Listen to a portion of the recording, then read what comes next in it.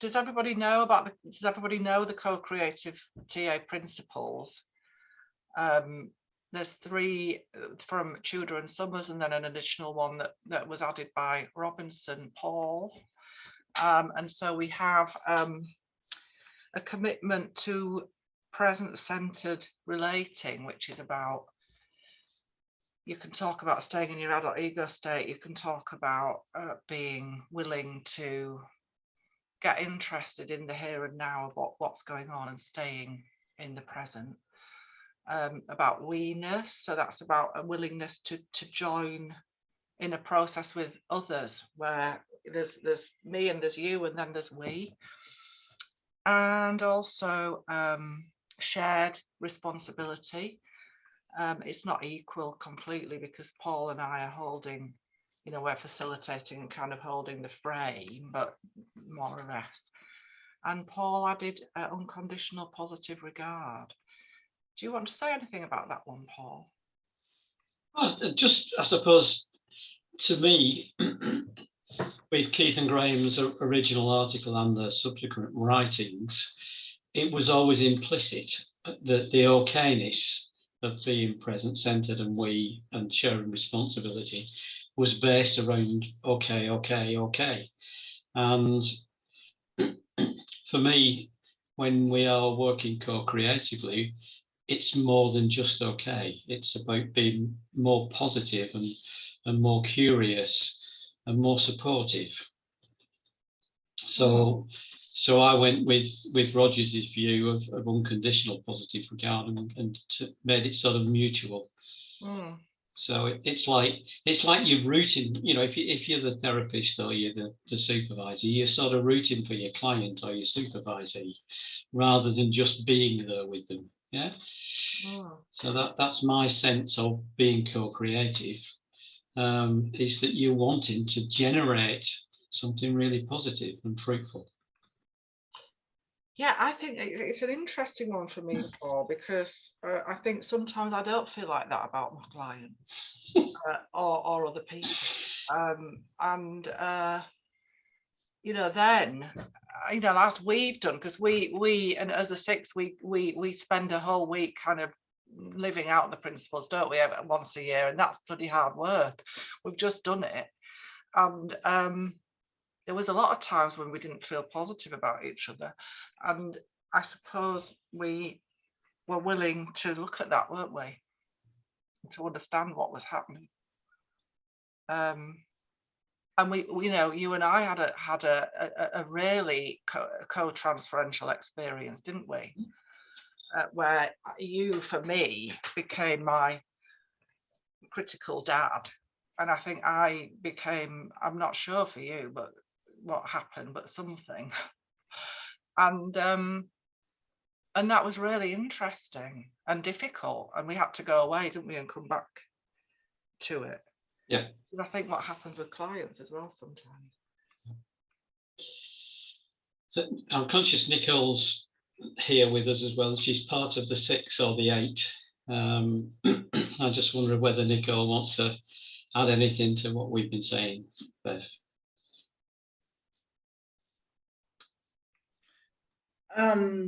Well, first of all, thank you. Yeah, I'm Nicole. I decided to join the crowd today and not being in the presenter's role, because I always think it's interesting to just be there in the realm of these workshops. So I'm joining you as a participant today, and yeah, what I was just thinking about the workshop we did, Paul, on positive regard, and the difference to, or the addition that it does, this principle of unconditional positive regard that brings to okay. And what we came up with in the workshop, one thing was that it's about intent. So you don't necessarily have to like the other one or be in positive regard for the other one, but the intention to get back to an understanding from a place, I would say, love, because love for me is it's a big word, and I sometimes use it a bit influent.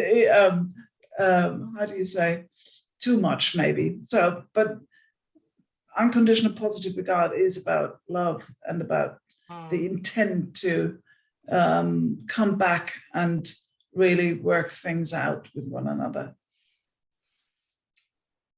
Yeah, I like what you say there, Nicole, because what comes to my mind when you say that is the intent to be so unconditional positive regard, you know, because we're here to talk about transference.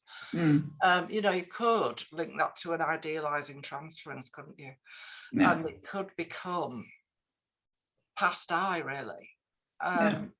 And then, like you're saying, there would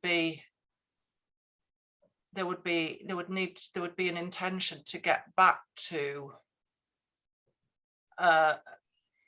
an adult to adult, present centered relating rather than. Yeah. And I think what helps there, and Bev, you and I and Paul, us as well, we do have many examples and experiences in that, losing the positive regard for one another and then coming back through present centeredness, the notion of, hey, we're in this together. It's not her fault or his fault or my fault. It's co-created. So let's have a look at that and get back through present centeredness and we-ness and shared responsibility. And then we will find the place of unconditional positive regard again. Yeah.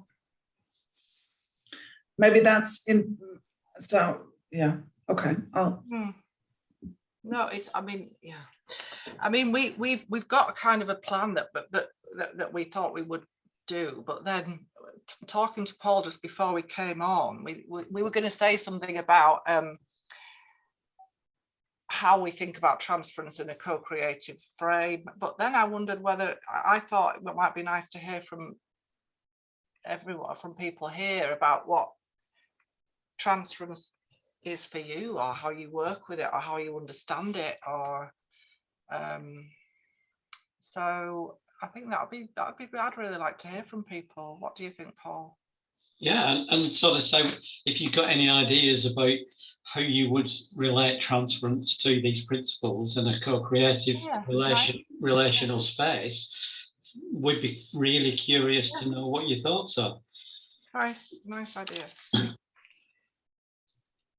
Oh, Alistair's got his hand up. Have you? Oh no, actually there's a little hand on my screen, Alistair. It's on your square, but I don't think it's your hand. Phantom hand, Bev. Yeah, if I may, well, make a wee comment. I mean, yeah. I mean, obviously, in a way, co-creative TA for me is to combine TA with person-centered approaches, Rogerian approaches, and Paul has referenced Carl Rogers. And part of, I think, unconditional positive regard is to approach someone, as it were, without prejudice as far as we can, without making a judgment, to take them as they are on their own terms. But, and I think that's not unlike the I'm okay, you're okay position, which I think is primarily, I think, one of a commitment and intention to give the other person that quality of respect. It's not about liking, as I think you said, or even loving. It's about that genuine willingness to respect the other as a fellow human being. So it's not about liking at all, but it's how we choose consciously, I think, to relate to the other.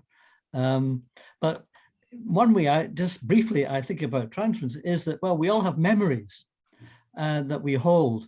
And I actually think personally that memories are held in our parent and child. They're not altogether pathological, parent and child. We hold our memories in those, I think, parts of our personality structure. And of course, when we approach someone else, there'll be all kinds of associations that often are held unconsciously, which relate in some way to our past experience, our memories. And we don't always readily, access that. But I think that's part of transfer. Yeah, I like that, Alistair. And I also really agree with you about approaching the other without prejudice. So we're talking about without judgment. And I think judgment and transference go together, don't they, somehow? Yeah, what about other people? Thoughts?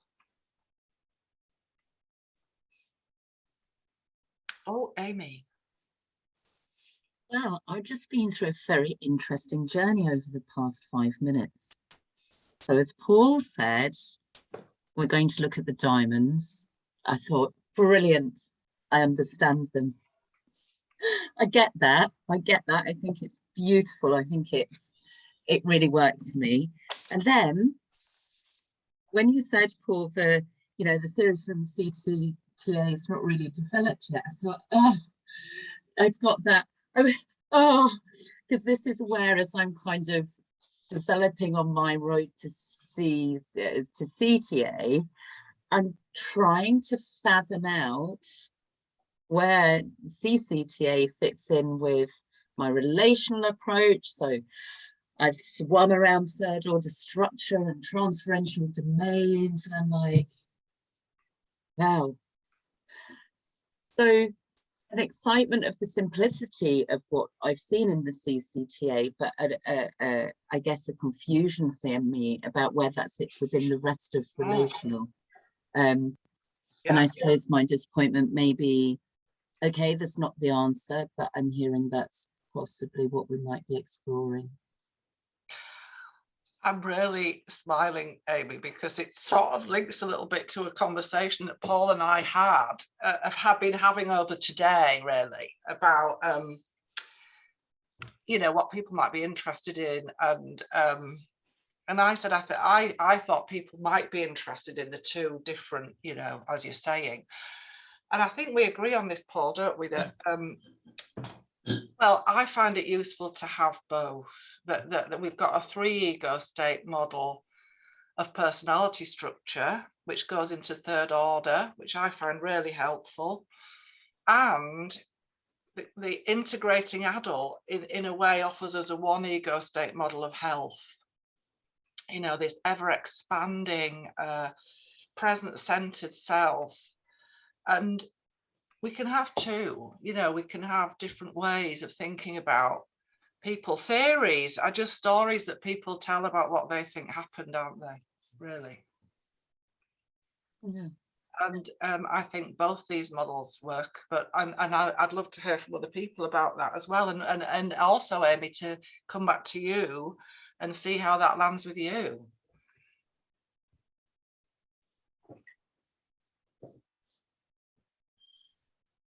Yeah, I guess maybe now. So my heart rate's dropped and I can make my story. Mm-hmm. You can. I can. Absolutely can. Yeah.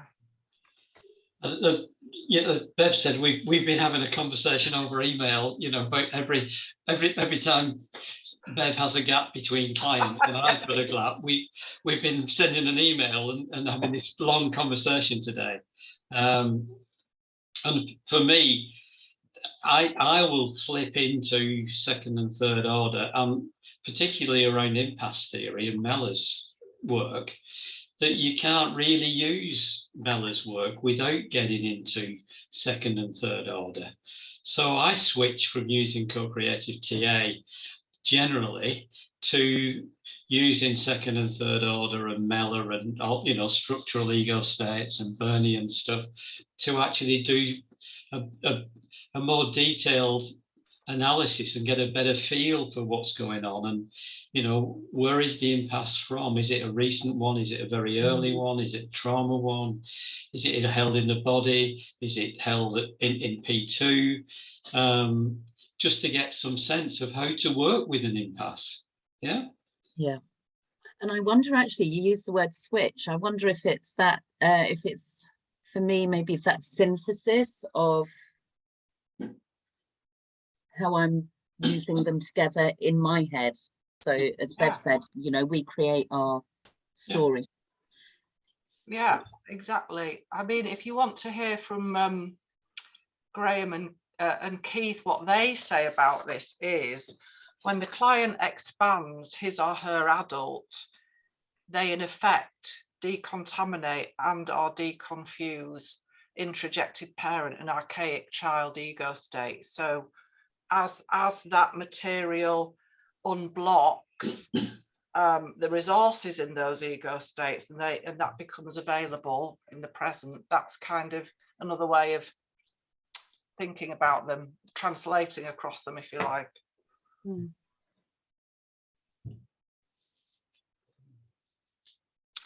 Thoughts from others, or like wants from this time together, for instance, as well? Curiosities, questions? Yeah.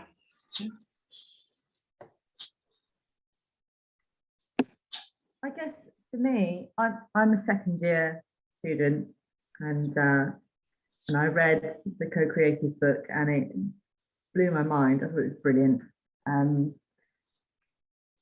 I guess I find the concept, the more I learn about transference, the less I feel like I understand it, but I'm fascinated with it. And a bit like ghost stories, you know, I can talk to you about the experiences that I've had. I've had some really powerful experiences, and I'm trying to unpick them and understand them. And I love working with them.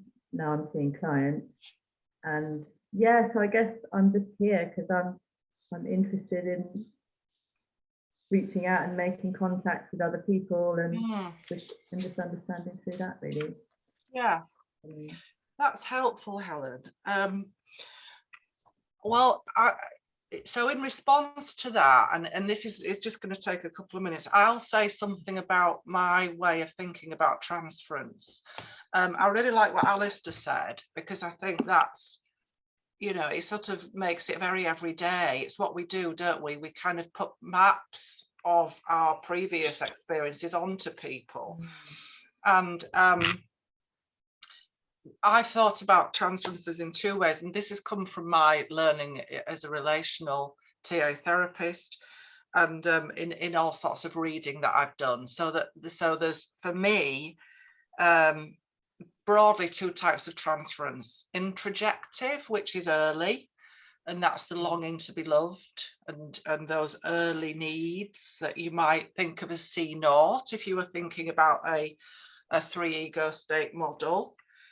And where the client is seeking to kind of merge or introject the therapist because there's a longing there. So that sense of mirroring, twinning, those very felt kind of senses of transference. So there's that, but you might find that going on, and you can work with that and co-creatively, if you know, absolutely. And then there's projective, which is more the getting something out of me and onto you, that kind of transfer of what I reject in me or can't manage in me, I put that onto you. That kind of, that I think that is thought of as a later, developmentally later process. And so I think those are kind of similar, simple ways that I would say I think about transference, and would work differently than I used to work. If I'm working co-creatively with transference, I work differently than I used to work with it, which is I probably share more of my thought experience of it earlier as well. That's really interesting, Bev. Is that why you then haven't mentioned the transformational? Projective identification. Why you've not mentioned the transformational? So that again, so the transformational transfer is otherwise known as projective identification, as in, yeah. Okay. So that's another kind of early one, isn't it? And I think you can still work with that co-creatively. So, you know, that idea of feeling a sense of holding something for the client. But I think that has been a challenge for me, because of all the transferences, it feels to me like that's a transference where I might be holding on to some knowledge of the client and not sharing it, which doesn't feel very co-creative. And I don't know if I've arrived at a full resolution to that. Thanks, Bev. Yes. Hi, Bev. Hi, Paul. Hi, Rachel. I guess my thinking around that is, the thing about the transformational transference and project identification is, in working co-creatively, do we have to address everything in the moment? You know, we can be talking about things from the moment, and we can be addressing things as they happen, and we can be talking about, if we're holding anger for the client, we can be saying, oh, I'm feeling quite angry or something in that moment, but that doesn't necessarily mean that we stop holding it for them in between times. I think that it can be a very gradual feeding back of those feelings or experiences that we're holding for the client, and so it can still be a co-creative experience, I think. I really like what you're saying, Rachel, because I'm still on a journey with it, really. And in answer to that, my first thing to say was, I don't know. I don't know about everybody else here, but is anybody familiar with Jessica Benjamin?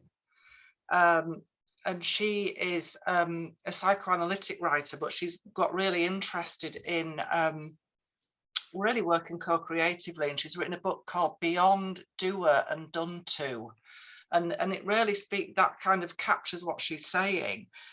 And she's talking about how we hold power in our relationship with our clients. And what you're saying there, Rachel, is it that, could it be in that sort of process that we might be holding onto a knowing that we think we know, but we haven't shared it, so we don't know if that's the client's way of thinking about it as well. These are questions I've got. I'm wrestling with them, I guess. She talks about, kind of like maybe, say if I thought to myself, oh, there's a power struggle going on here, does it actually then mirror that power struggle, because I'm the one that's determined that it's a power struggle, and not check that out with the client whether it is for them? I worked at a psychodynamic psychotherapy centre for quite a lot of years, and in a way I'm undoing I feel like I'm undoing a bit of some of that, where everything was a resistance and all of that sort of thing. I really want to hear everybody. Can I give an example? Yeah, please do. So a few months ago, there was a transferential dynamic between me and my client, which I think, a long-term client, which I think involved power and control and things. And that something happened between us where I got enraged in the moment, really enraged. And obviously this was going on, it was going on internally, but she could tell that I was angry. And I knew cognitively, that there was some very powerful transferential dynamic going on between us.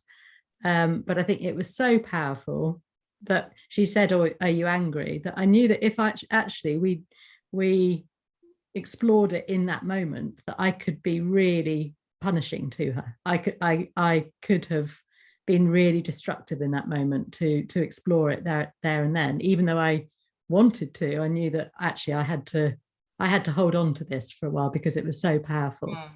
And so then left and processed in supervision, and and worked it out, and then was able to come back the next week and say, right, let's look at what happened with us last week.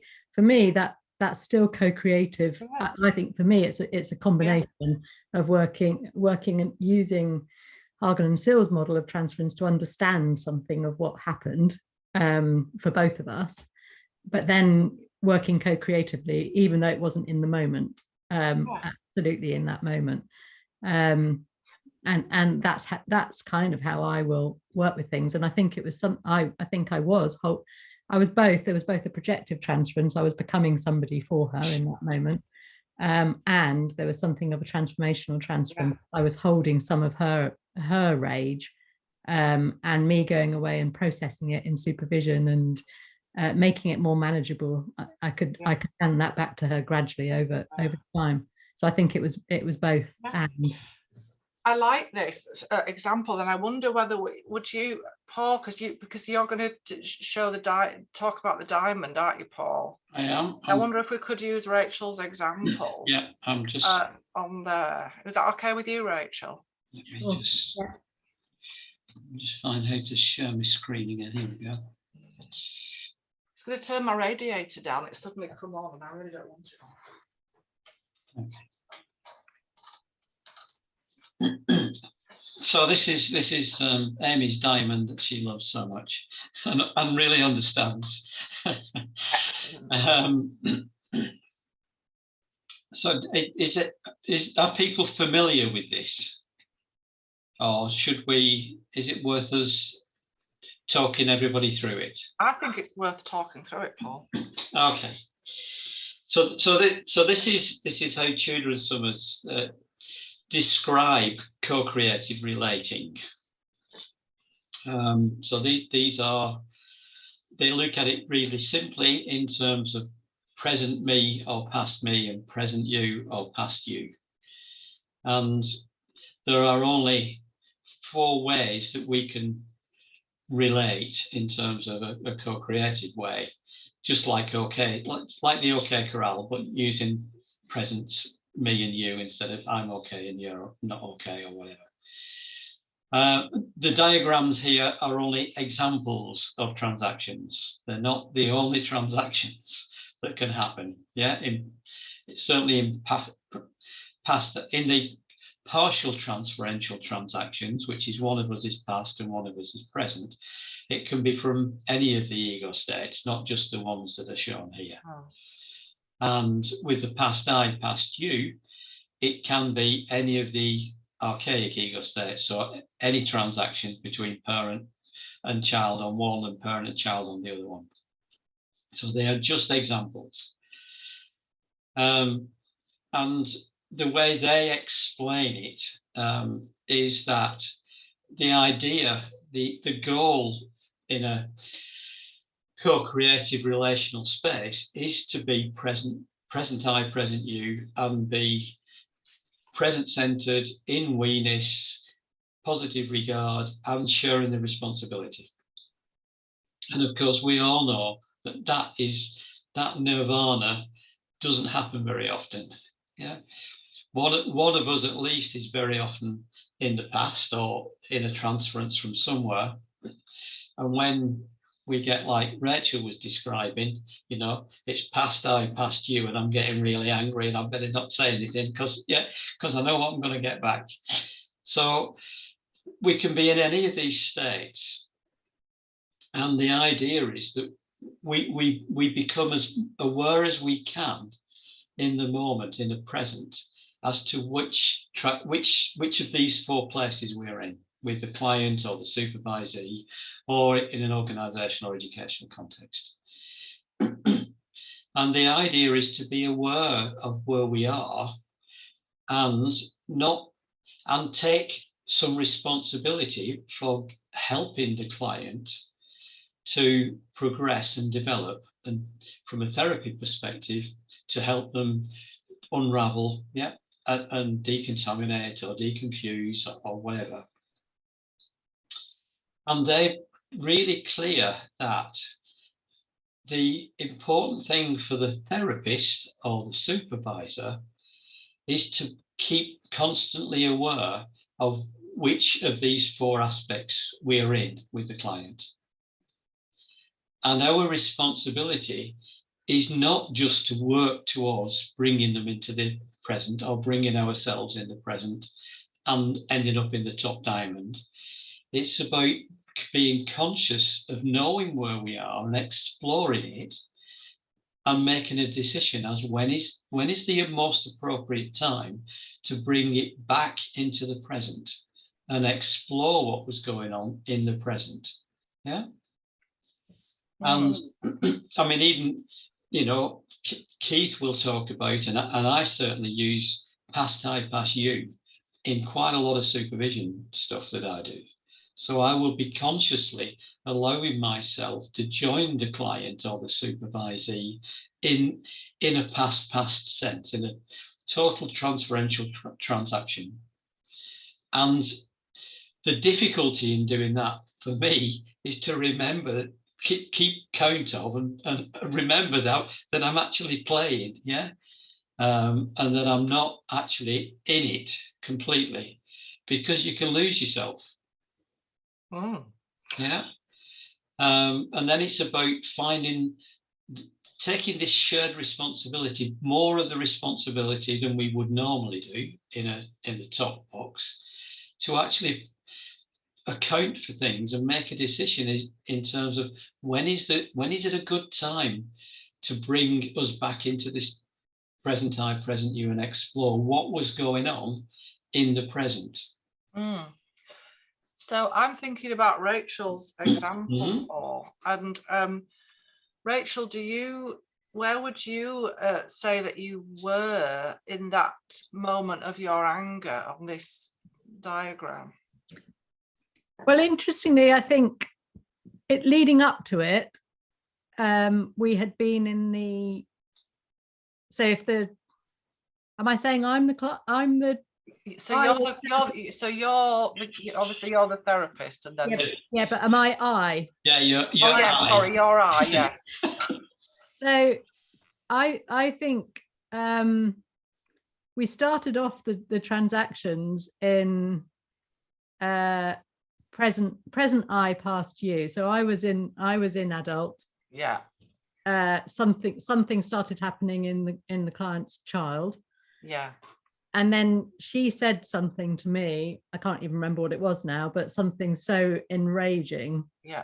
You know, some attack on me, that we slipped into past I, past you. It touched something in me that you know, stirred me on a very deep level.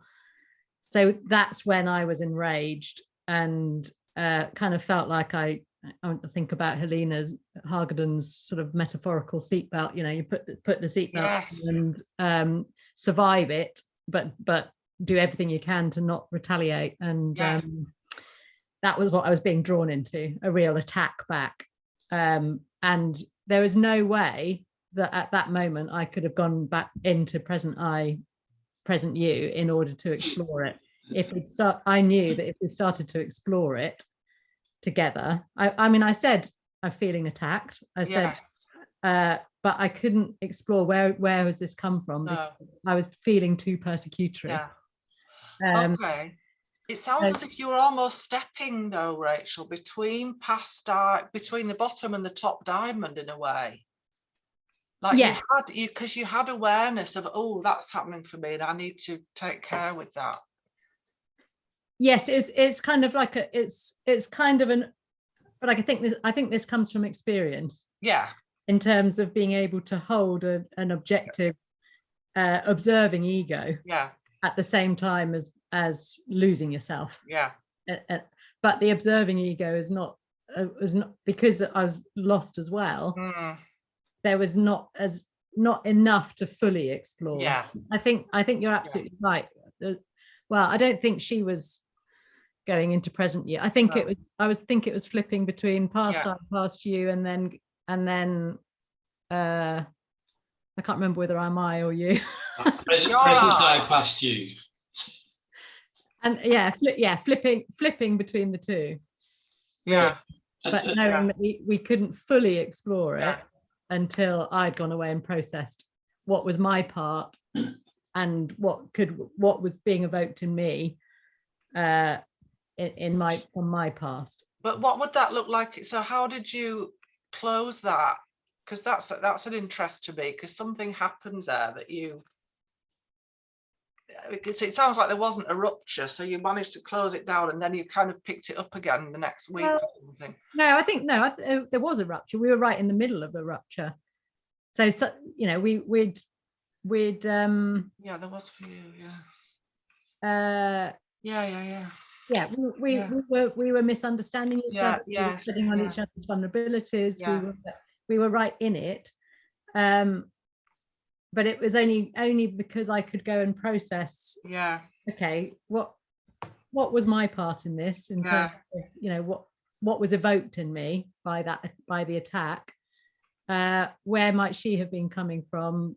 You know, and looking at this from a objective point of view with supervision, that it kind of brought me back into present, so that when we came back the next week, it was more present I past you. So as long as I could hold on to my being in the present, then there was more hope for us to go back into the groove. Present I, present you. Rachel, it's Amanda here. Did you said when you first talked about it, you said she did say, "Are you angry?" Yeah. Were you honest about your anger, or did you say no, I'm not? So you could. Well, no, I would never lie to a client. However, in that moment, I said, I didn't say no, but I didn't say yes either, because I knew this is quite a client who was quite good at engaging with in the moment normally. So I think she might have provoked me more if I'd said yes, I'm angry, and then so I said, I didn't lie, but I said something like, I'm really shocked. I'm shocked at what's happening. And I can't remember how it developed then, but I kind of steered a bit away from the anger rather than really engaging with it. Right, thank you. Something else that sounds important there, Rachel, is that you had a really good relationship. It's long-standing. Yeah. Yeah. Oh, absolutely. Yeah. Oh, interesting. Thank you for that. Yeah, thank you, Rachel, for sharing this. The word that comes to mind is beautiful, but it wasn't beautiful at that time. I can hear that, but it's a brilliant example to look at the diamond, I think. Thank you. And I'm sitting with something, Paul, that you said that I would like to recheck with you, because I sense there is a disagreement between the two of us there. Okay. And so you did I understand you right that you said working with the co-creative diamond, you might be in past I, past you, intentionally. Yeah. And as it is intentionally, I would say you're then in present I, past you. Because I think it's really difficult, Nicole, because I mean, children's summers will talk about them as the therapist going into past I, past you with the client, yeah. And what they say very clearly is it's the therapist's responsibility to keep control of the time spent in that past I, past you, and stay constantly aware that you are in a co-transferential transactions. What I was saying is it's really difficult to do, because if you know, I remember a really good example where I went into past I, past you with a supervisee, and we were playing, you know, for about 6 or 7 minutes, and it was really difficult to keep track of the fact that we weren't actually playing. Yeah, we were in this transference, and it was, I kept losing myself in terms of really enjoying the moments. Yeah, And it was really tricky to think, well, we've done enough now. We've got to where we needed to get to bring it back into the present and explore what was going on for the supervisee.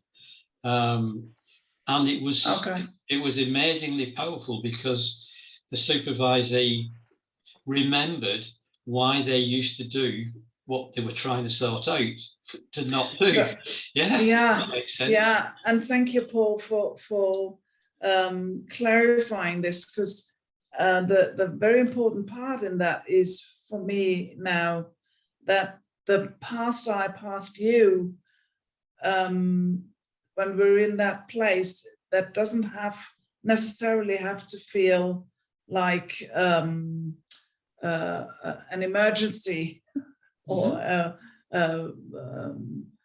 it doesn't have to be related with bad or complicated and tricky feelings. It can be a very playful place, and that's okay. I think Rachel, what I would describe what was happening to me then as having a foot in each camp. One foot in present I past you and one foot in past I past you.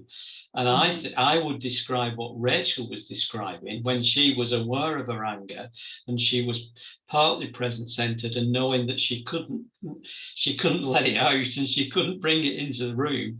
I would describe that as Rachel having a foot in present I past you and a foot in past I past you. So a foot in both camps, yeah? And that's the great thing about that diamond. You know, if you map it on the floor, you can really kind of step in. I'll stop sharing though. I think we are doing it now, yeah. Sue Eusden talks about it keeping 1 foot in the transference and 1 foot out of the transference. Yeah. Same sort of thing. Yeah. So thank you, Paul. Disagreement dissolved. I don't disagree with you. Yeah. So I'm going to make a suggestion, Paul, and just see what you think to this. So I've got, I just want to share a page out of the book with people, which is the diamond, but with some examples in it. And then to ask everybody to do some small group work to talk about your experiences with these different modes, what you recognize about times when you've worked, and if you recognize being in one of those parts of the diamond. Yeah, well, you can share your screen. I can, great. Yeah. So here is the page out of the book. So this is why I wanted to share this is because it's got some examples. We've had a really nice one from Rachel as well. So this is present I, present you, adult to adult, and this is an example where the client's obviously sort of noticed something that the therapist does, and the therapist goes, oh yes, I realize I do that when I don't know what to say. You know, maybe the client's just said, oh, you keep looking into the corner or something, and the therapist hasn't gone sort of defensive. They haven't gone into past I. The therapist's been able to go, oh yeah, actually, yeah, I do. So they've stayed in present centered relating. And then this one is past I and present you, where the therapist has gone into a transferential place, and the client has stayed present. So the client's saying, I hate it when you just reflect back what I've just said. I feel like you're withdrawn into a therapy role, and something's happening for the therapist there. And I certainly recognize this. You know, it's happened for me. Then there's the bottom of this one. They've left us the present. That's kind of probably the most the most usual, where the therapist in present I and the client's in past you. And then we've got past you and past I. The client feels stuck and alone. The therapist is sympathetic. So it can be that the therapist is also, rather than being solution focused, or rather than being on the outside of that, has sort of joined the client somehow. So I'm just going to close that and see if there's any questions about this, about the diamond, or anything that's coming up for you before we invite you to do some grouped discussions about it. Anything not clear, or thoughts or resonances that are coming up for you guys?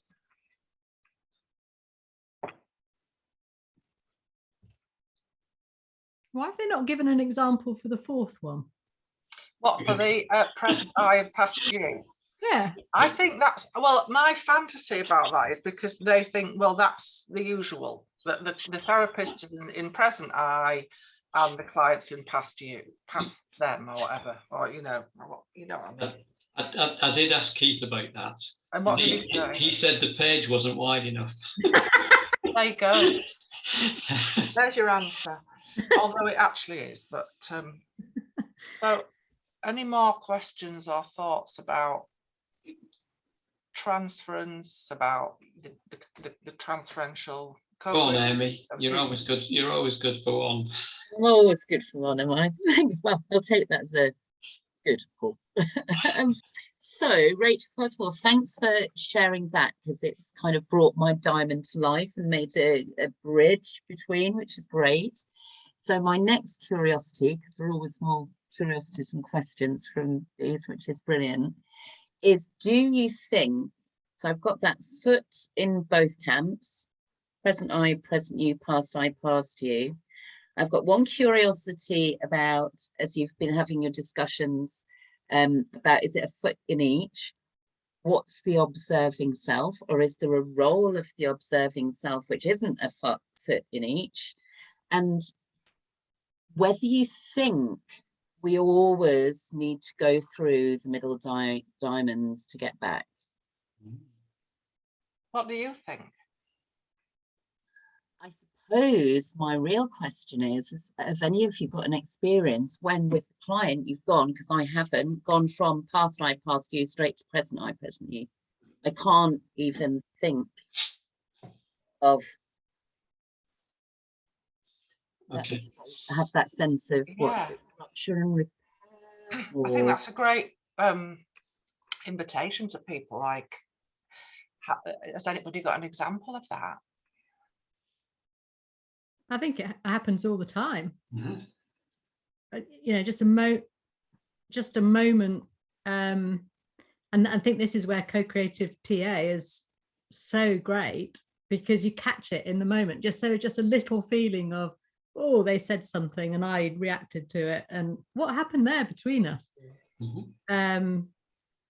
And catching that little moment of when you're feeling, oh, I just got at, or I just felt something that's reminiscent, you know, of my child ego state or something, and it doesn't have to be big, just a little reaction, and then talking about it in the moment. Yeah. Oh, brilliant, thanks. So we're not always at that, oh, it's this massive rupture at that moment when we're really holding on to ourselves so tightly. No. No. And I think we just need to remember, we can only, as the therapist or the supervisor, we can only invite the client to come into adult. So there will momentarily, if we move from past I, past you to present I, past you, and we bring something into the space that is present centered, like, well, I'm really noticing something that you've said now, and can we explore it?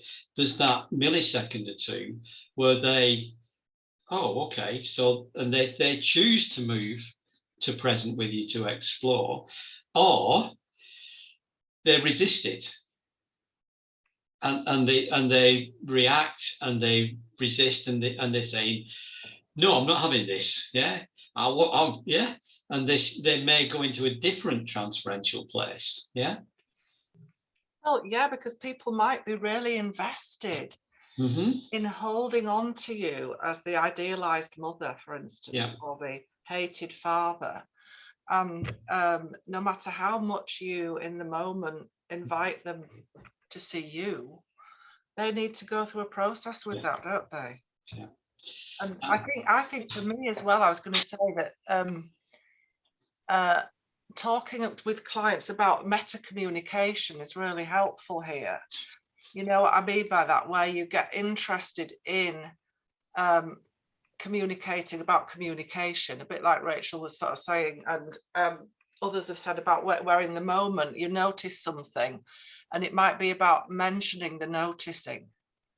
So you kind of break it down, and that to me, I think, is a particular way of working that you can foster in your work, so you kind of get used to, because it's a bit of a strange way of doing, like talking about talking, but it can really help to facilitate working co-creatively, I think. And I think that that is part of this shared but not equal responsibility bit within co-creative TA. As the therapist or the supervisor, when we've got a foot in both camps sort of thing, one of the things that's going on, certainly for me, as a constant thing, is it an appropriate time to bring this back into the present? Yeah. And what I'm working on, it's like driving a car, isn't it? You need another pair of hands and another leg, and you need to change. Yeah. And for me, it's about how much adult do I think this person can access now? Yeah. And that's what I tend to use that as a, if I bring it back into if I invite them into the present, are they likely to come? Yeah. How regressed are they? How deep into the transference are they? How traumatic is it for them? Yeah, at the minute. And do we need to bring them in slowly somehow? Yeah, instead of doing just bringing something back into the room. And something that I've often used is, wow, we're having a really good conversation here. I'm wondering whether we've done. Yeah, is it time to begin to explore it, or should we stay where we are a bit longer? Yeah, that's nice. So you are sharing. So I'm sharing the responsibility for them to check it out for themselves. Have they done enough? Yeah, in this place, or are they ready to explore it? Can they access their adult ego state? Yeah, nice. Any more thoughts from others about or ideas or sharings of experience before we could go into small groups, Paul? We could. I think that would be maybe something where people can think about the diamond, think about those different modes, and talk together about your experiences. Nicole? Yeah, I just want to say that I will take a break while the breakout session goes. I'm 2 hours later than the UK, so I'm a bit like, oh. And nice to see you. In German, I would say Maulfaul, which means mouth tired. So I'd rather come back when we all come back. Okay, that's okay. Yeah. And my suggestion is that we actually take a comfort break while we're in the breakout groups as well. Yeah. So nice idea. Okay, so we're going to. That's a great idea, Paul. So we'll break down into groups of 3. I think 3s will be nice. Talk about residencies so far, maybe times when you've been in the different modes on the diamond. Anything you want to talk about what comes up for you in your process? Had a really interesting discussion, I think, in our group, and one of the questions that came up, because it wasn't the question that I was bringing, so therefore I may get it wrong, in which case, Jane, you may have to step in. We were talking about ulterior transactions and about how it's drawn differently with co-creative TA. And we were wondering about how that is with co-transference and transference. Did you have any thoughts about it? No, we were baffled. So. Okay. So when you say it's ulterior transactions are drawn differently in CCTA, can you just explain what you mean? Well, no, I'm hoping that Jane any second will jump in. Okay. Jane, would you like to jump in? Jane. Yeah, sorry. I've not seen the drawing, but I was interested in what the ulteriors look like. I was thinking about this present I, past you. And I was thinking about switching to past I, past you, like in moments of it, in relating, in terms of energy. you know, and what's going on. And yeah, ulteriors, because that diagram seemed quite clear and rigid with the like social sort of transactions. I'm just wondering about how does it account for that sort of, is there something communicated from my child, you know, that sort of thing. I don't know if that made any sense. I feel quite confused by it at the moment. And I had some memory of a diagram from the CCTA book, that whether it's a correct memory, that the ulterior is in fact, instead of going down to child, the dotted lines back to the adult, the integrating adult of the other. Okay. Again, that's making sense of that, but that's what we were pondering. Okay. And I'm also aware that Martin's about to leave. Oh, well, goodbye, Martin. And whether you have Some anything you want point. to add, Martin, or say before you go. Yeah, do you want to check out with us? Well, we had a really interesting discussion, I think it's fair to say, isn't it, Alistair, Isabella and Sarah? And the two things that we picked up on was very much the point that's just been made about inserting, Alistair made the great point about inserting the dotted line to represent the phenomenological. And I think that would really enhance the processes and enrich it. So I think that was a great point. We also were sharing a degree of, well, let me give you an example of the sort of theme that we were talking about. An example that comes to mind is, I'll try and say this briefly because I'm conscious I need to get away by 8 o'clock, but in that by co-creative integrating the person-centered approach, has it created a shift away from transferential processes? Did that process facilitate that? And what's the journey that's happening now to bring back transferential processes? What's that dynamic about? What's going on there? Okay. Wow. So that's a great question. That was an example of, so we had a number of other people can speak up if they think there are other points worth highlighting, but that was an example of some of the sort of questioning, the questioning nature of our discussion. Yeah. Is it, have I got this right, Martin, that it seemed that the co-creative TA was a model that kind of de-emphasized transference in a way, and in this question we're bringing it back in. Is it something? Yeah, like that? de-emphasized as a result of combining with person-centered. Yeah. Because Rogerian approach doesn't significant attention. So in that merger, was that a conscious decision? Because the reference to, as we discussed, the reference to transferential processes in the book is quite light. Yes, thank you. I was trying to think of a neutral word. Light. Yeah. Okay, I really like this. So why bring it back? Why now? What's going on whereby it's perceived that it's important to bring transferential processes back in? What's the driver? I think it's interesting to say bring it back, because I don't think it went away. Add depth. Okay, the depth, yeah. And I think Children Summers could only write what they could write in the pages that they got to write the article. And at the end, of course, they say, we want you to explore and we want you to come back with stuff. And that's what, certainly the six of us that are working together with Keith and Graham are exploring these things. And that's one of the purposes of this series of seminars, to explore the details and how it's beginning to work in practice. Because it's 20 years ago that they wrote this article, and there's not been a lot.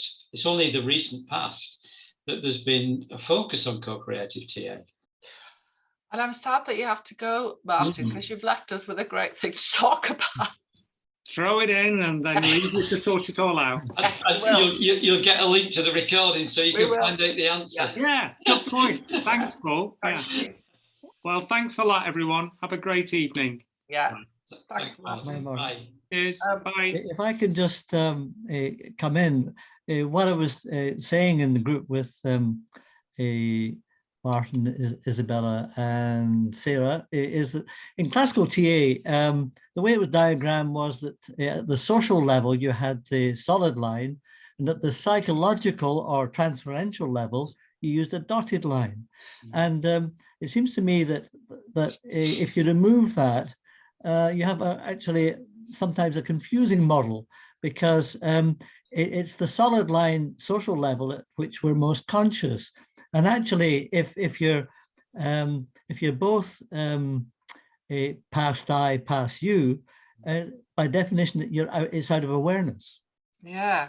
Because you think that you're actually present in the room with the person, but you don't know that you're actually relating at coming from another place. And it's how do you find that, that how you through the process discover that. So anyway, we had this discussion about just how we can relate one to the other.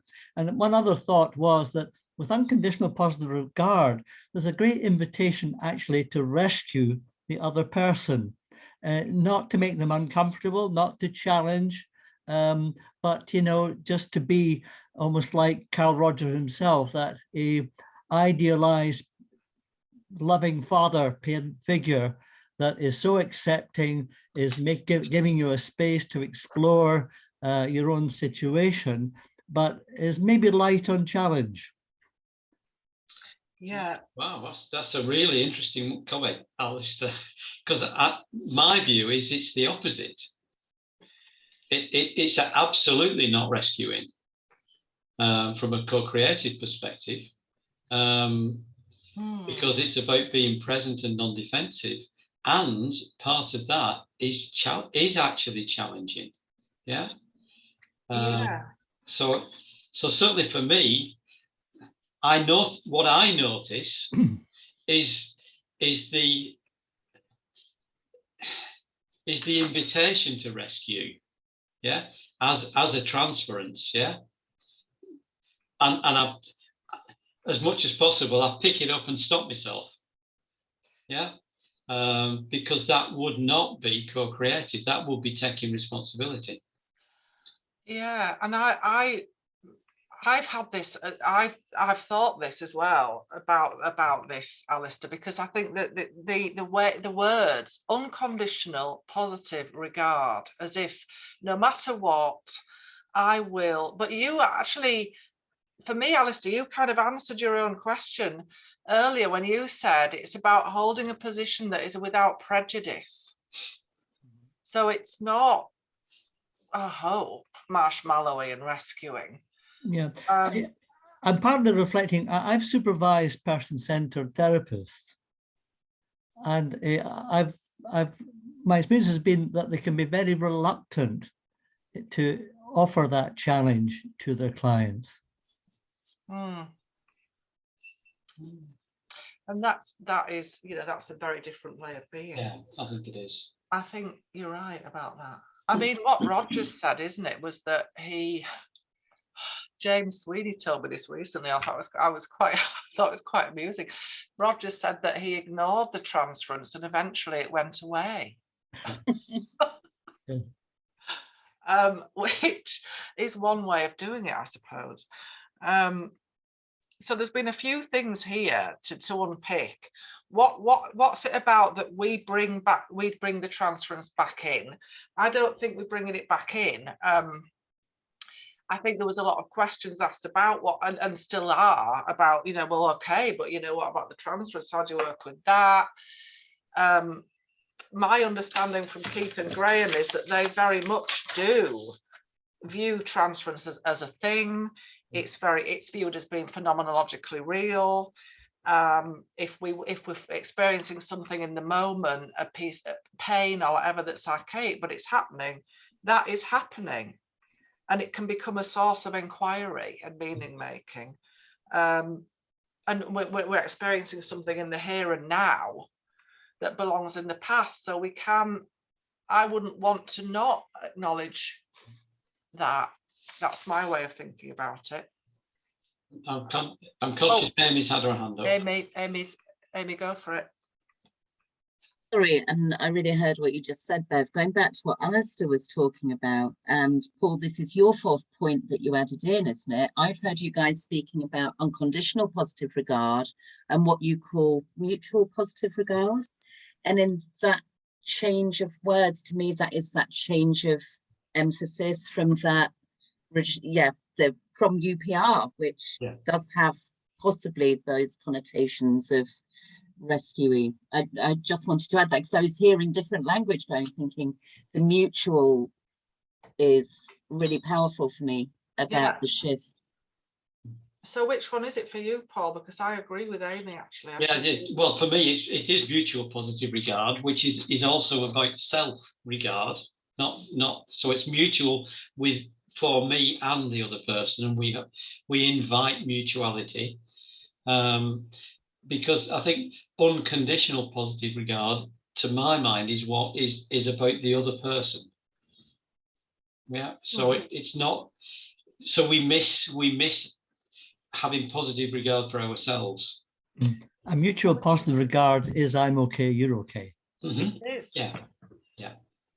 I now there is a disagreement. I think unconditional. I'm not looking out for them, but unconditional positive regard for me is unconditional towards myself as well. Thinking of drivers and letting go of drivers in as I'm also okay if I don't please others, and that so I'm not only then okay if I please or if I'm perfect, but I'm okay, full stop. And that to me would be unconditional positive regard towards myself as one example. I'm not going to disagree with you at all. I wouldn't dare, would I? I do love the unconditional positive regard. I would probably make it unconditional mutual positive regard, but that's a bit long, maybe. Yeah, I think that, I mean, for me, I like the thing about approaching someone without prejudging. And myself as well. So, yeah. Okay, Chanel.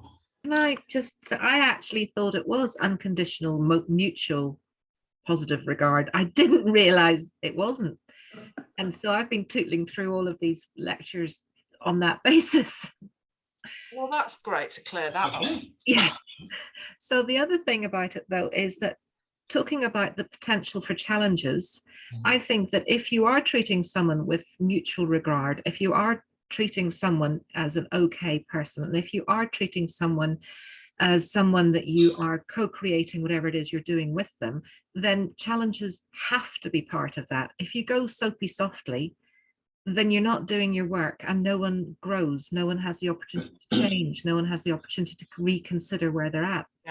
And so that's not respectful, that's not a mutual positive regard. That's oh, you poor lamb, oh, let me hold your hand and walk you through your life for you.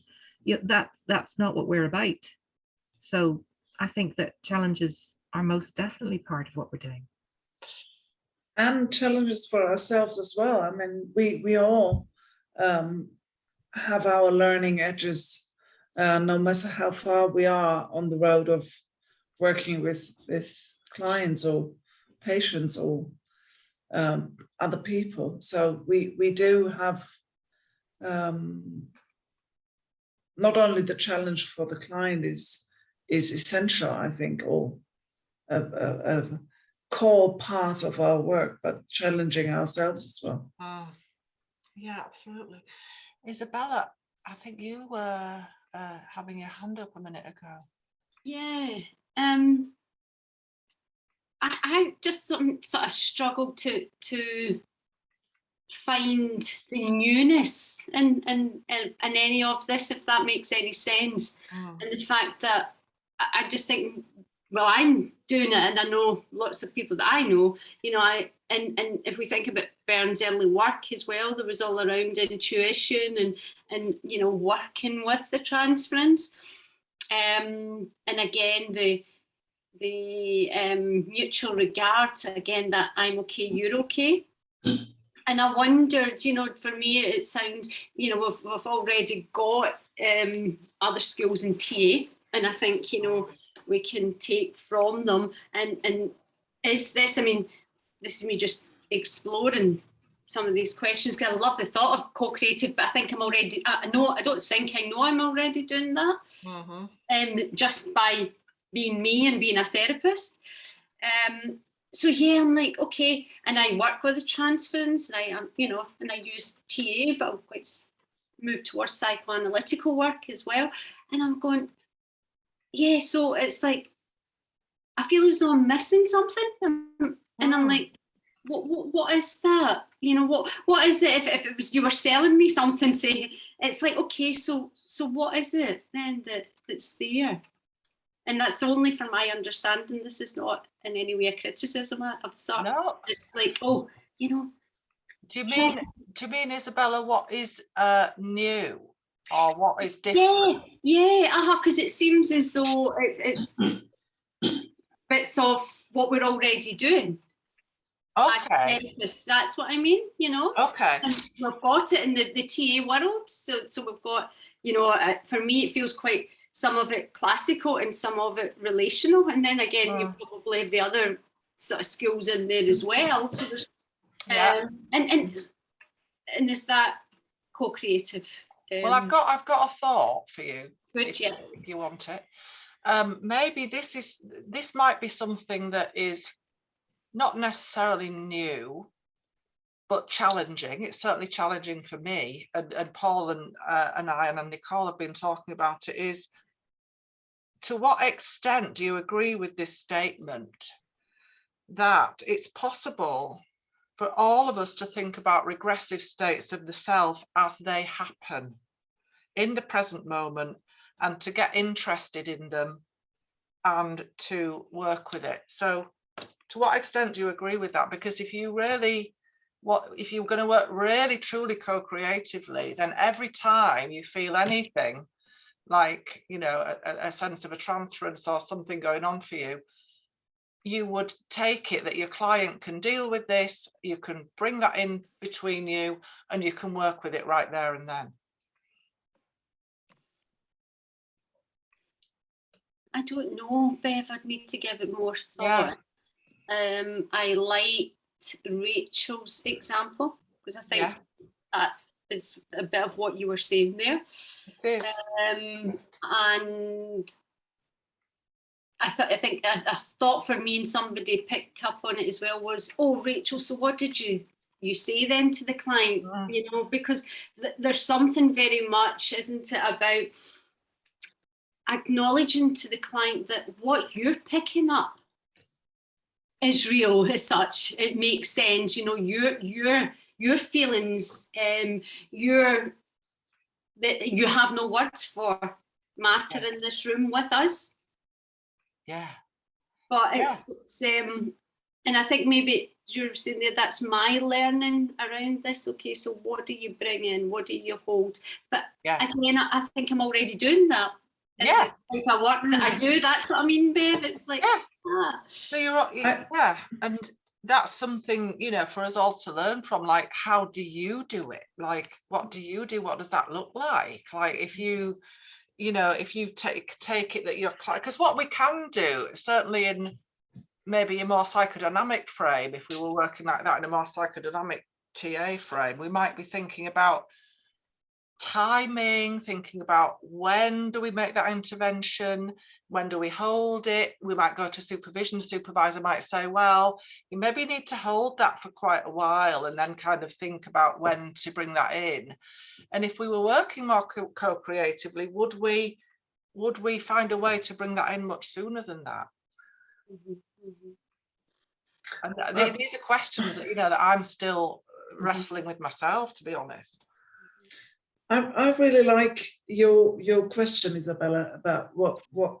So come on, guys, let's sell it to me. What's new in that? So, bring it up, because when I met co-creative TA for the first time, I was like, okay, so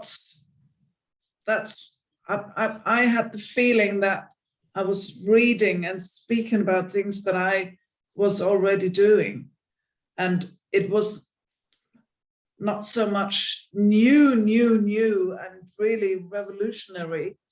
And I think that's because Keith and Graham originally drew from the very classical. I mean, they reread Byrne and gave new meaning or drew models a bit different to bring these old ideas into the relational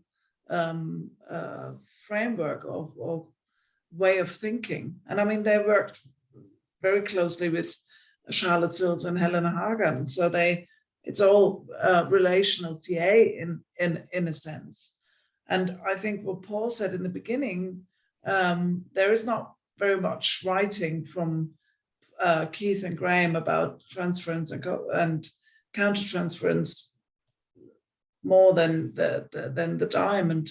So I see this workshop as well as an invitation to find answers to your question, Isabella. So what is the speciality in dealing with transferences when we look at it through the co-creative lens? So I really like your question, because that's maybe we'll find that there is probably not a very special new way of working with transferences in the co-creative TA. But maybe there's, it's just you're speaking there, Nicole, I'm thinking as well, maybe there's something around the use of the language co-creative. Especially for me anyway, it means that I'm not doing something to the client in a way. We're co-creating this as a shared responsibility. And I think that, and a lot of my question is as well around this is, I'm trying to write a CTA and I'm going, oh, for goodness sake, you're giving me more to think about. But I'm here, I want it as well. So there's that part of, and it's helping. But yeah, I think it's the title, the co-creative, I like. And that links to what I was saying about if we are being co-creative, at what point do we share our individual thinking and take it into the co-creative space? And even more so, what you said there, Isabella, in addition to what you just said, Bev, the awareness that wherever we are in the diamond is co-created. So we are doing this together. It's happening in our relational space here and now. It's not happening with a man at the butcher's shop or with a postwoman, but it's happening between the two of us here and now. And then there comes in the meta communication that you spoke about earlier, Bev, this communicating about communication and really inviting the client into this awareness of we're creating this together. Yeah. Amanda, and I don't know whether there was Rachel as well, I think. Sorry, Rachel. That makes so much sense to me. I've only just started seeing clients, and this is really new to me. And I was thinking about, I asked the people that I was in the breakout with, how do you present this? Because in TA it's all about a contract and asking your client how you want to do this. And I mean, I talk about us being detectives together to work stuff out. So in a way, that language is that we're going to do this together. But whatever you do is co-creative, whatever you do. I mean, even if they don't know that I mean, it's co-created because you're two people in the room. Even if it is done to you, it's still, to me, co-created. Is it the saying of that? Because I think the person I said that to about being detectives, I saw, and I asked her about it, the disappointment, because she wanted me to tell her what to do. And I wasn't going to do that, which of course we all do. I mean, that's therapy, isn't it?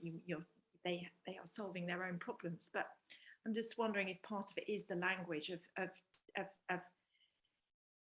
bringing them to that understanding of that doing together is part of the newness of it, which Byrne, I don't think that's how he would have seen it. I felt when I read Byrne, I do feel like that, even though I do feel like there's a one-upmanship somewhere there personally, but whereas this feels way more equal. Anyway, that's my little rookie. Well, that's not just, and it's really helpful, I think, to make that distinction. And, you know, if you're going to do that work, you can really make it clear by, you know, sharing the co-creative principles and inviting your client to have that as part of the contract. I had a very strong and fierceful argument with a friend of mine who works she's a psychoanalytic person, and she would strongly disagree with co-creation, and she does, and I couldn't get to opening one small door to it, because she said, no, I'm the therapist, and I'm the one who analyzes my patients, and through me analyzing them, they learn. And well, that's really different. So that's a different power dynamic. That's very different, and it's an important distinction that you made, Amanda. And it's the core of the humanistic mindset, isn't it? Yeah, I think from talking to Keith, Keith would be saying that the client has the answers, and the therapist's job is to enable the client to find the answer. So it's getting rid of this power differential, and it's getting rid of I know best, I can analyze, I know what's wrong, I know how to put it right. Actually, it's about being us as therapists or supervisors, actually being non-defensive and vulnerable in the room, and bringing into the room what is happening for us, and not defending ourselves, and that invites the supervisor or the client to do the same. And to me, another thing about the newness, or it might not be new, but it's something that I think about, is to what extent I self-disclose, which can be more in a co-creative frame than in others. And to what extent do I talk about what's going on for me? And, you know, for some people that is really not okay. It's not something that you would do. And I think, well, who said? And as long as it's therapeutic and it's not, and it's ethical, you know, so it's all up for that. So for me, my aim is to stay within Choi's winners triangle with the supervisee or the client, and that is very challenging for me, and it's very challenging for the client or the supervisee, because we're not used to exposing ourselves as the supervisor or the therapist. We don't voluntarily put ourselves out there and be vulnerable. We don't expose ourselves, and we take more of the responsibility than we should do. We don't invite the client or the supervisee to use their resources and to think. We tend to want to do it for them and make decisions. We get a transference and we say, oh, that's because. Well, actually, we don't know it's because. All we know is we pick something up. It could be ours, it could be the client's, it could be somebody walking past the window. And I think to answer the question that Isabella asked, for me, the real difference is that with co-creative TA, we work in the transference, not with the transference. And that's a heck of a difference. We bring the transference into the room and we work in it, not with it. We don't have a power differential.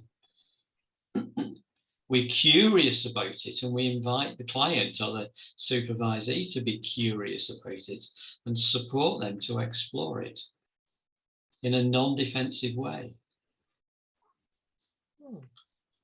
Could I come in there, if that's okay? It's Sarah.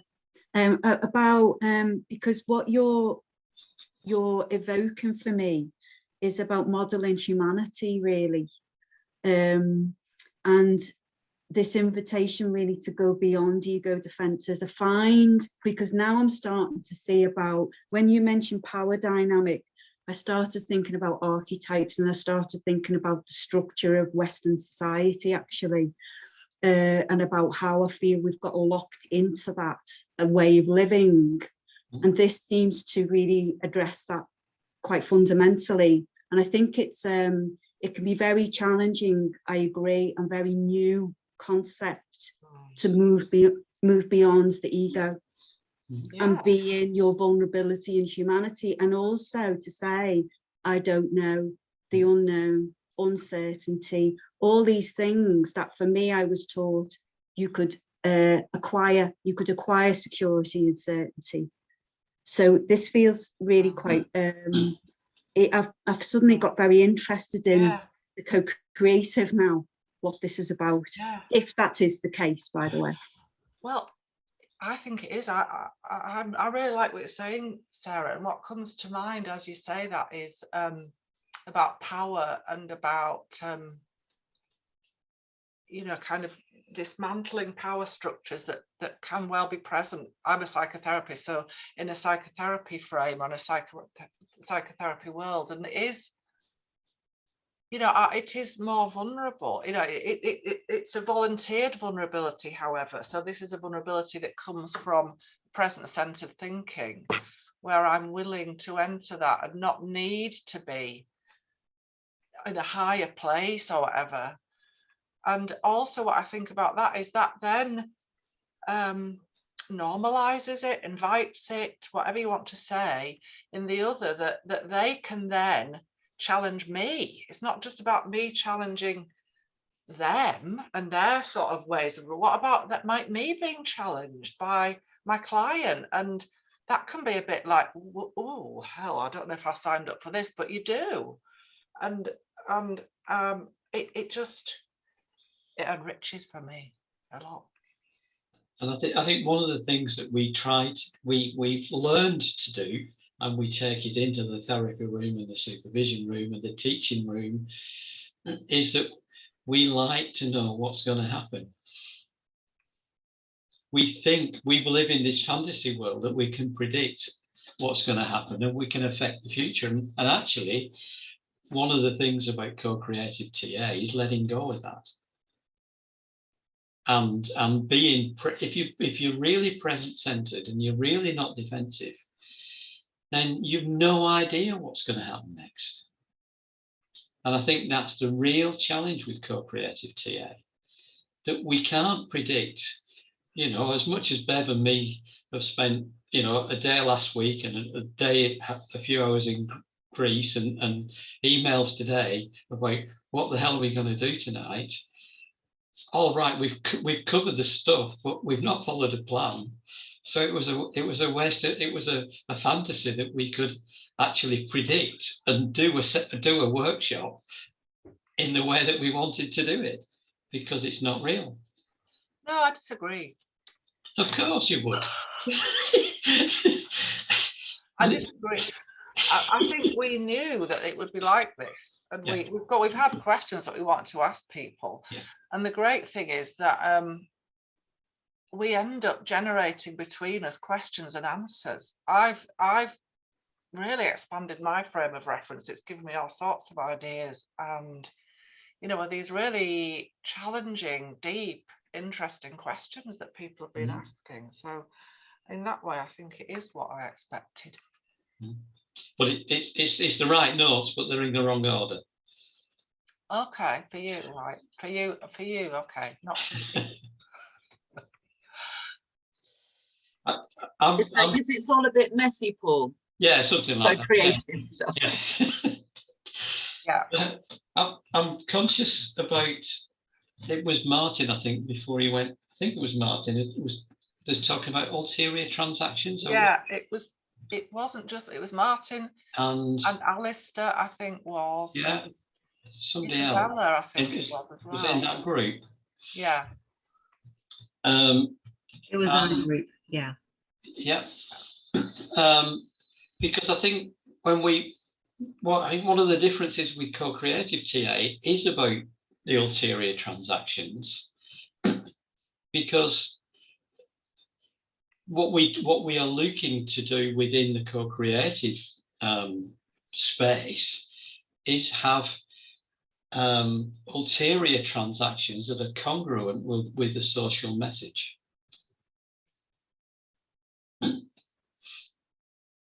So the ulteriors should be reinforcing the social message, the social transaction. If we are being present-centered and we're in we-ness and with positive regard and we're showing the responsibility, then the ulteriors should line up. They should be congruent with and going from the same ego states. And in fact, they should all be adult to adult transactions, both social and the ulteriors can be supportive of that adult transaction, but through an integrating adult. So we can be choosing an appropriate parental nurturing to support a child need. Yeah.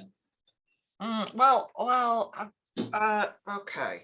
I disagree with that. I do. I think I do. You go for it, Rachel. Well, that's not a one ego state model. Co-creative TA is a one ego state model. So you're not coming from a parent place. Parent and child are pathological in terms of a co-creative TA model. Not from an integrating adult perspective, they're not. Absolutely, it is. That is the theory of co-creative TA. I mean, I absolutely agree that other people can decide whether there's positive and healthy aspects of parent and child. I'm not saying this is the only way. I'm just saying the theory of co-creative TA is that adult is healthy, parent and child are pathological.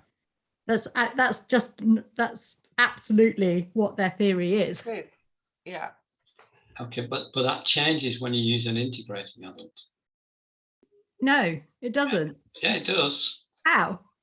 Because the integrating adult expands and brings the resolved material from the archaeopsyche and the exteriopsyche into direct contact with the integrating adult as resolved material, and that archaic material, having been resolved, is within the expanded integrating adult. But then you're still if you're actively coming from a nurturing place, that has still got to be from the integrating adult. Yeah, absolutely. It would be nurturing adult or structuring adult rather than parent. Yeah. And it will be resolved archaic material.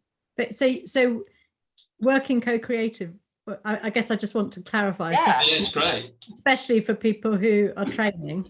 Mm-hmm. If you are coming from the if you're working co-creatively, you consciously aim to come from your integrating adult. Anything coming from parent or child is pathological. Correct.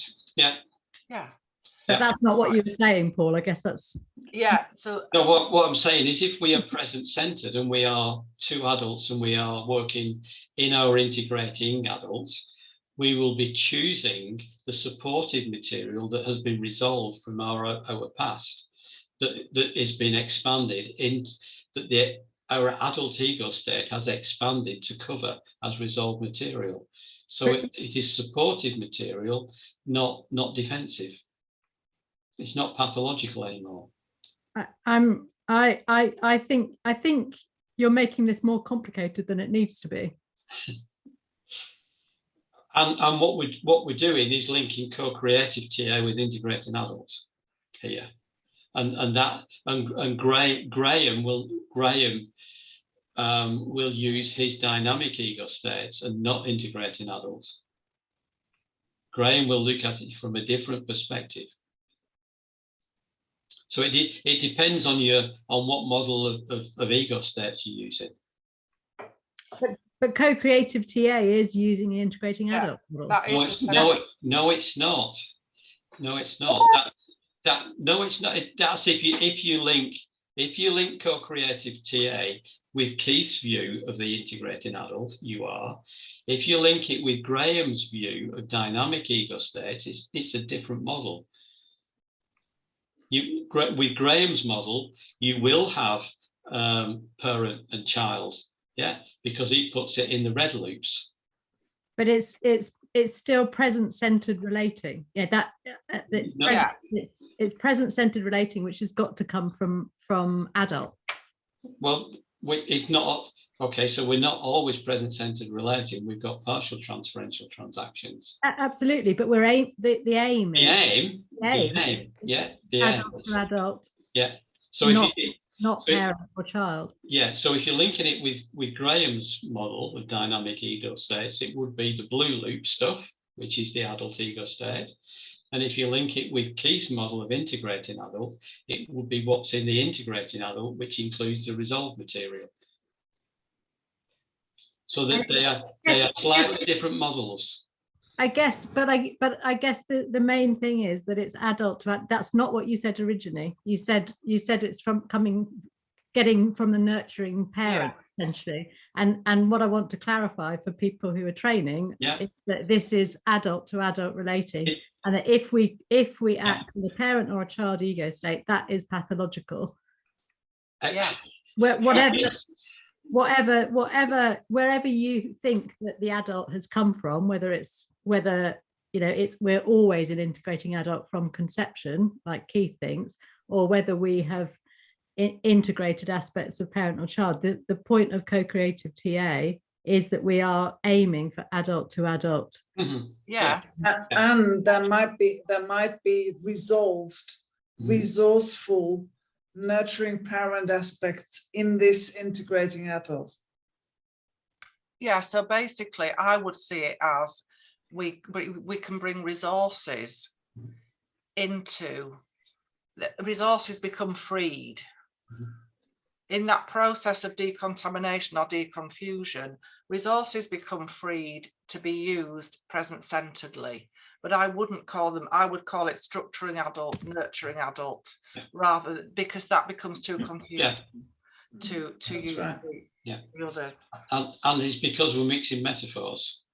It gets confusing. Well, and we need to be able to do that. And I mean, I think it's good that Rachel's saying that, because we do need to really differentiate. And I think it's easier for people to understand when we talk about nurturing adult, structuring adult, all of that sort of thing, because that's present-centered. So and sometimes calling it adult actually for me is a problem. It's more like it's a present-centered way of being.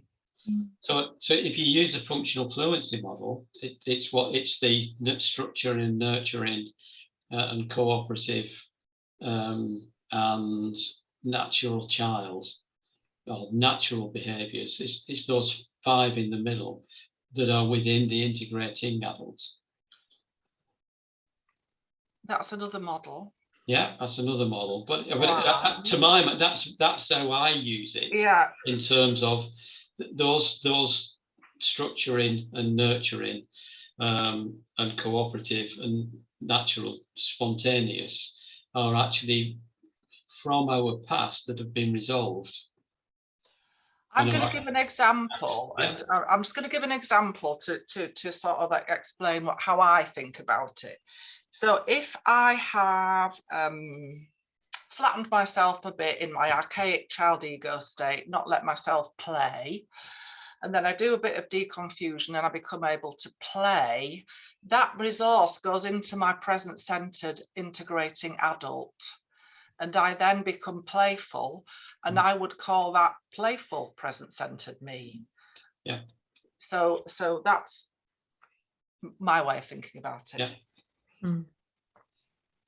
So I think it's really important that we get clear, yeah. Because we're just talking all over the place about it, and it's good to bring it back to that. And I think we're saying the same thing, Rachel. It's just we're using different words. You do that mirror exercise of Adrian Lee, which I read recently, where she said then you bypass any transference. So can you do that? Can that not be co-creative, because you are facilitating it? Or is that because you've bypassed transference, that is not a model that you would use? Do you want to say something about that exercise, Amanda? Because I don't know if everybody knows the mirror exercise. So the mirror exercise is that you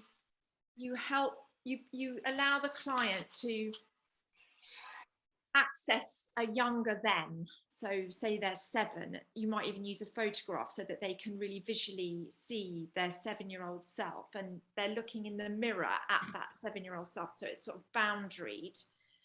And because it's them doing it, then they're the observing, someone used that word earlier, observing something. Anyway, I can't remember, but they're the one that's sort of doing the work. Oh. And it's already all of them, because it's the younger them, and they go and meet with their younger self, and they have a conversation, and they examine how that little person felt, and the little person talks to the bigger them, and they kind of share resources, and they get integrated into their adult, I guess. So that, I mean, it sounds exactly like you've said, in that the sort of integrating adult expands with those resources, and apparently it's very powerful, because you keep, well, I actually did it, and I really found it helpful for myself, that I could access that for other things where I might be in an archaic state, and I go back to the mirror exercise that I did and think, that's not, I don't do that anymore, I don't think like that anymore. But my therapist, they're not in my head, they're not, I didn't do it with them, but they definitely facilitated it. So and it sounds like the same kind of thing is going on, but they were very, very clear that it avoids transference, as if transference was a negative thing, because the client would resist, that the client is sometimes looking for you to disappoint, that the therapist would be disappointing. So in that way, it gave them total autonomy. And does that make sense? Yeah, it does.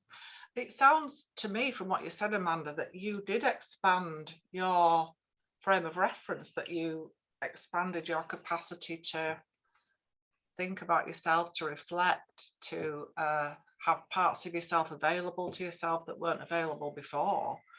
So that certainly, to me, sounds like an expansion of integrating adult, or that things got integrated into your capacity for using that in the present moment. But what I mean is, if you're a co-creational therapist, would you not use models like that anymore, because you're focusing solely on what's going on between you all the time, so that those kind of other things, which are a bit more sort of, here's a model, here's a kind of like, I'm thinking of something I gave a client today, and I'm thinking, oh, was that kind of like, I've got this fix for you. Well, what do you think? Would you?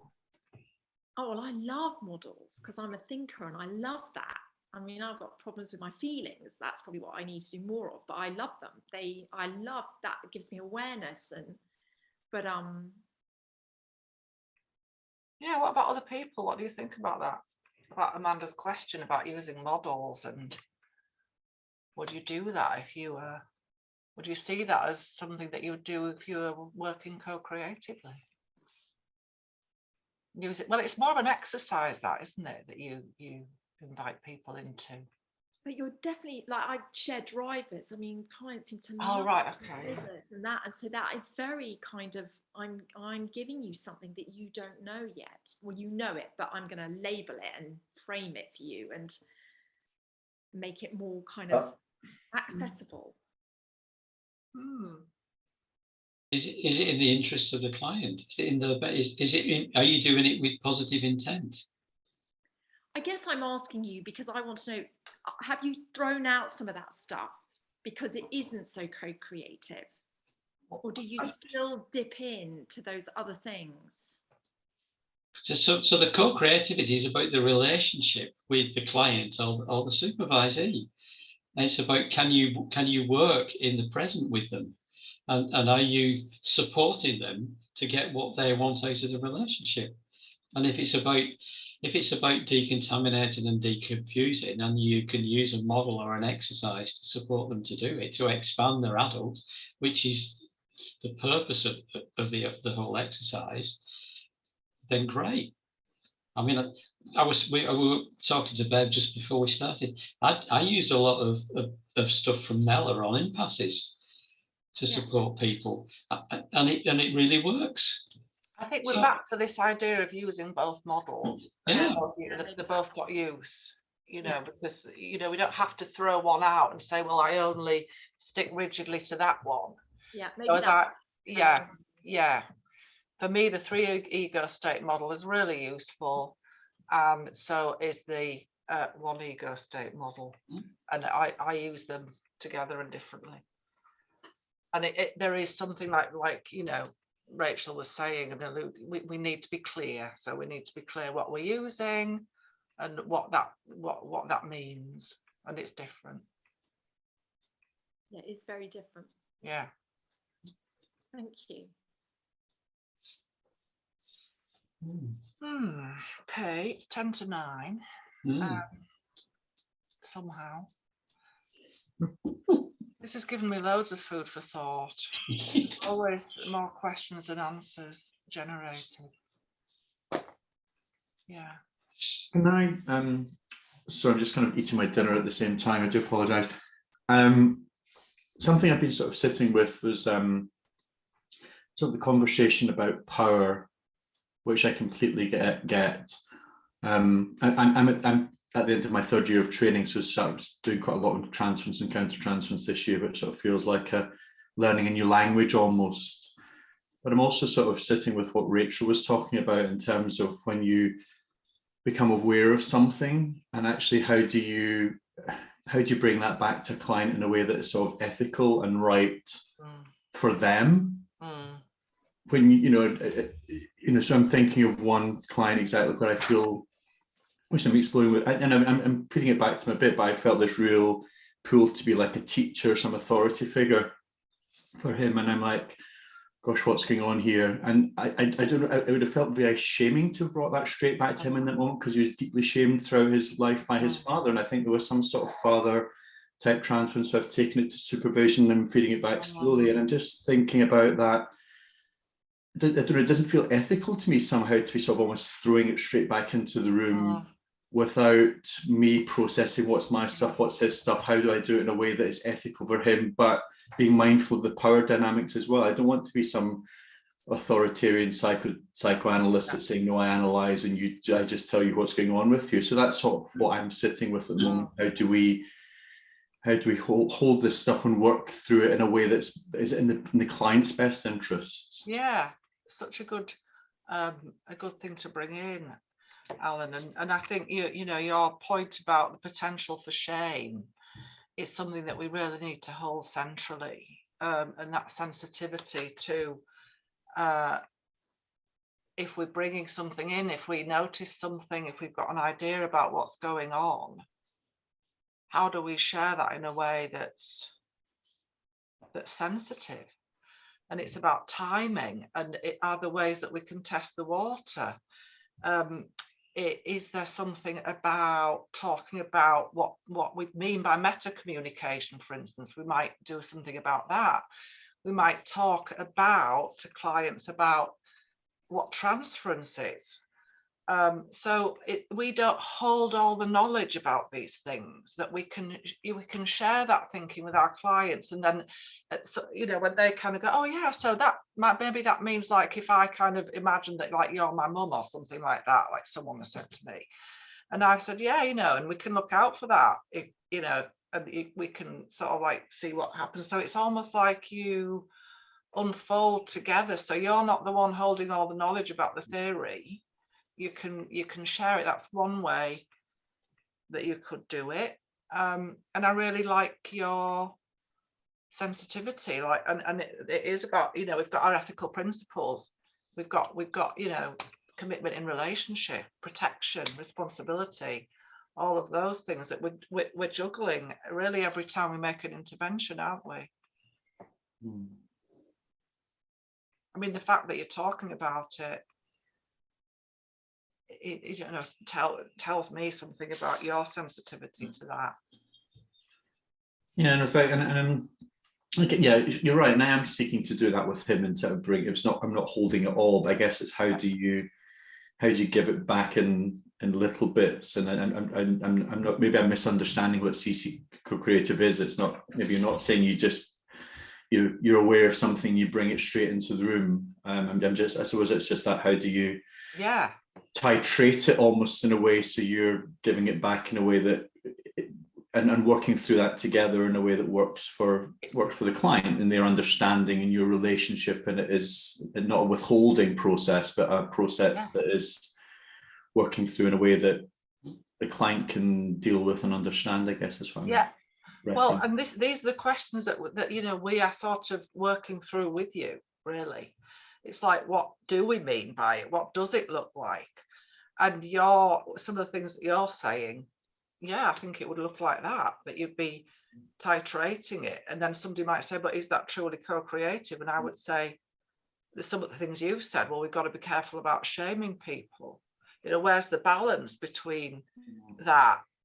If we're going to be truly flat in a power dynamic, do we just share everything? I don't think that's ethical.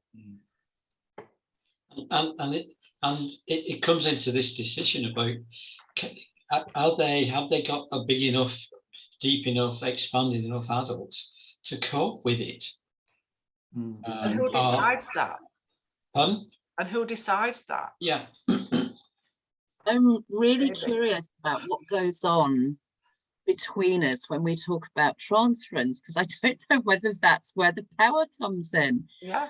Because as I'm listening, I'm thinking, so as you just said, Alan, you know, how do we interact with that client at the time without shaming? And maybe it's something we've not touched on today, but it is what's between us. And I don't know, I just feel there's this sense of when we talk about, what I'm hearing when we talk about transference, it's all about what we're doing with it and how we're holding it. And there's something that doesn't sit very comfortably with me, I guess, in that. It feels as though it is playing the power dynamic. Yeah. Yeah, that one. I also really need to clarify this one ego state model of health, because it is firmly set in my head.